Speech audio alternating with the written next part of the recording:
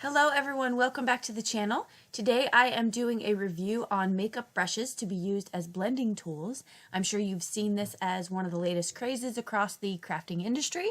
So today I am going to give you my take on it and where you can find a great deal on them.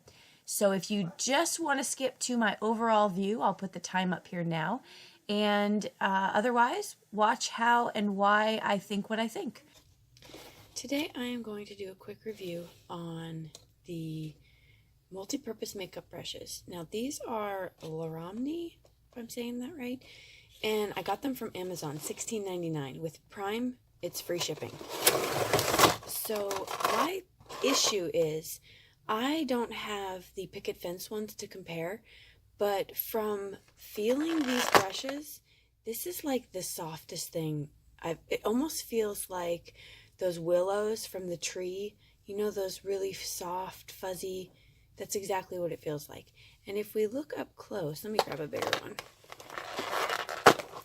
If we look up close to this, it's these really fine, super soft brushes.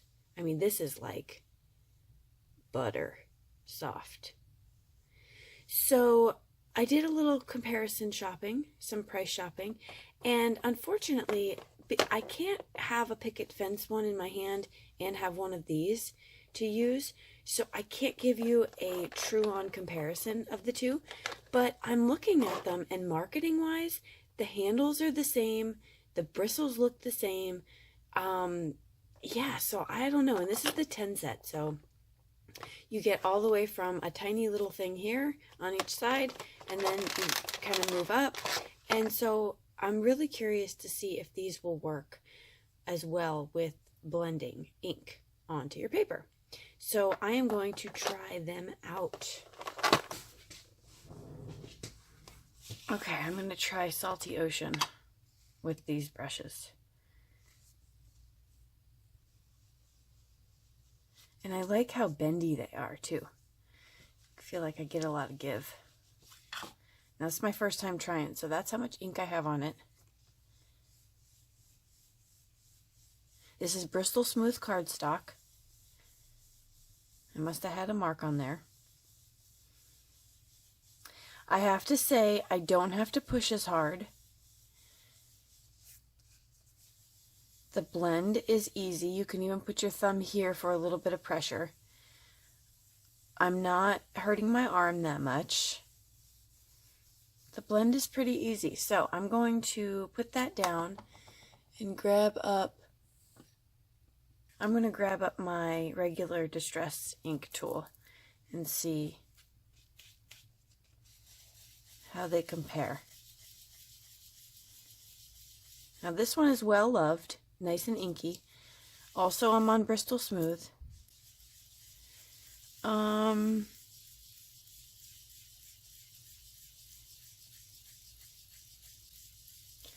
I would say I get a little bit better coverage. However, this one's, again, very inky. A little better coverage on that. So let's go back and do a little more with this one.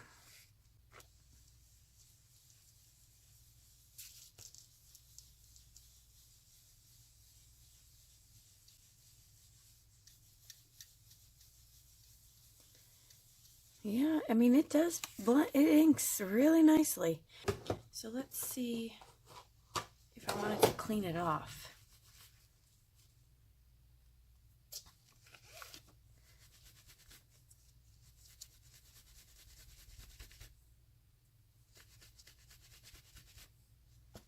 Wipes that off there. Yeah, it cleans very nicely. I will say that. That is not something you can do with these. Okay, that's very good. So I can use that one for all kinds of blue. I mean, this is like really soft. Okay, so that's an added benefit. So if you go back and do more of the... Now let's see how they blend with Distress, regular Distress ink. So let's do, I'm going to pick this one. Try to keep them color-coded.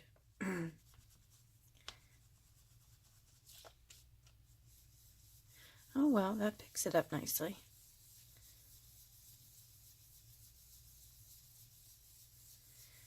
So I have to say that you get sort of a blotching, if you can see that. It's sort of a blotching. It doesn't cover the paper completely with your first go around, but I think because they're brand new and because, you know, that you need to build up a little bit of the ink. See, if I go back, then I'm going to get more of that coverage.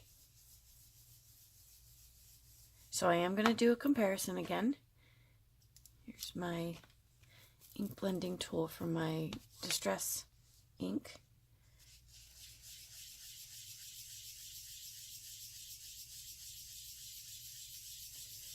I would have to say with Distress ink, the new blending brush seems to be a little bit easier to use.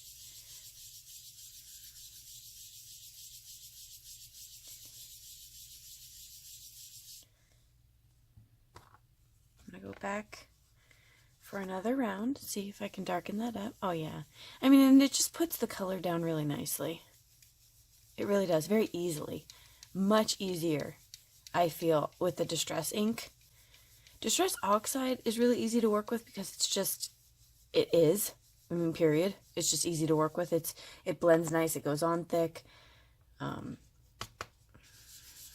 For this one, I would say Distress inks, these work a little bit easier. So let's clean this off.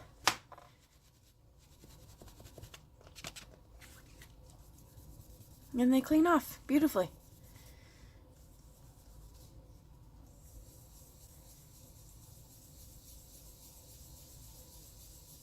This is Candied Apple.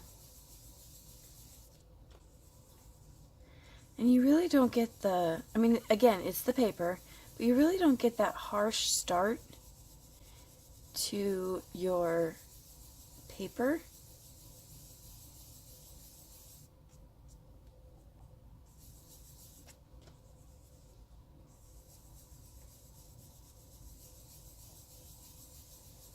Yeah. I'm going to clean it off on the side. I would definitely recommend cleaning it right away. I'm afraid to know what would happen if I let it sit. Look at that. Perfectly clean. That is impressive in and of itself. Wow. I'm going to do watercolor paper next. I'm going to pull out my big blue one again. This is Blueprint Sketch. I'm going to see how this goes on watercolor paper.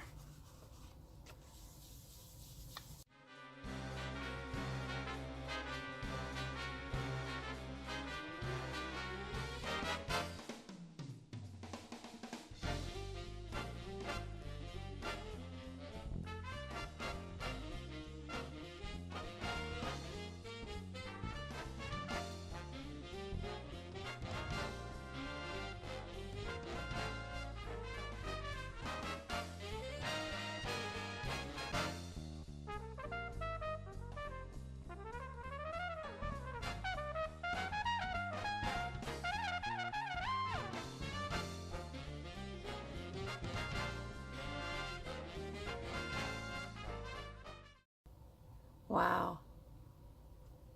So that's watercolor paper. And I feel like you would get the same results on watercolor that you would get on Bristol Smooth. I can't say the same about 80-pound Nina, so why don't we try it?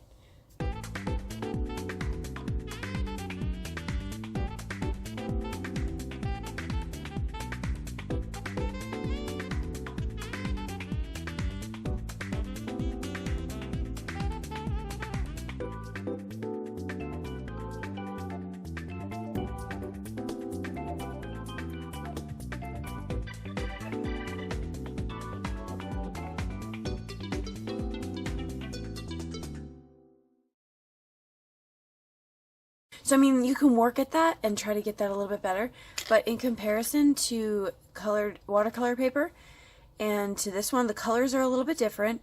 However, I did use a third color in here, but I'm really impressed that you can get that good of coverage. Now, if these brushes really want to impress me, they're going to give me good coverage with a regular distress ink on Neenah Solar White. So let's see what you got. Bring it. This is a well-loved pad here. So this has got pretty good coverage. So whenever you're blending with distress ink, not oxide, regular distress ink on Neenah 80 or 110 cardstock, you're not going to get as easy or smooth a blend as you would if you were using Bristol or if you're using watercolor paper. So it's a little bit more difficult. You can work at it, but you just have to use a very light hand. So let me see what this little brush does here.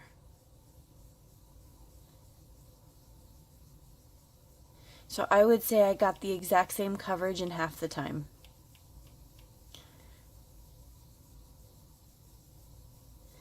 Still harsh there, so we can try to go back in and kind of build that up.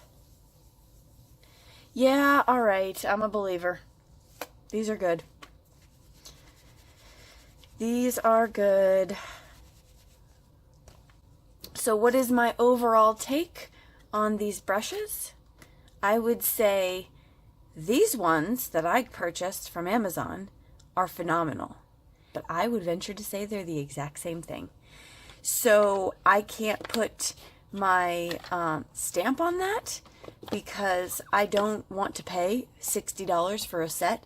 That's why I got these $16.99 from Amazon. Very impressed with the outcome of these brushes. I love that you can clean them off right away.